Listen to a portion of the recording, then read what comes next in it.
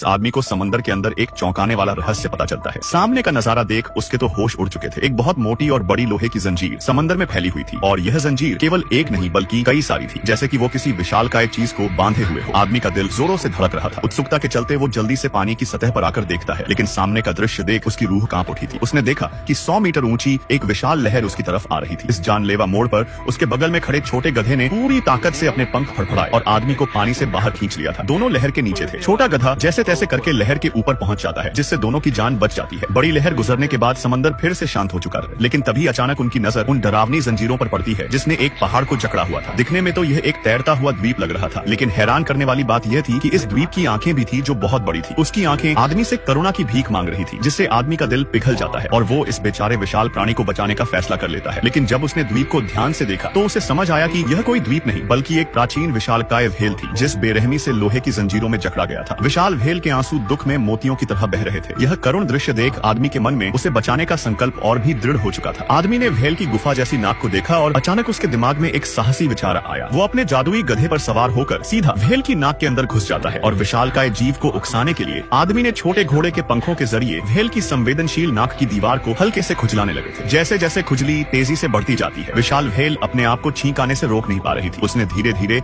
अपना पहाड़ जैसा सिर ऊपर उठा लिया था। समंदर का पानी पल भर में उसकी नाक में घुस जाता है और जंग लगी नाजुक लोहे की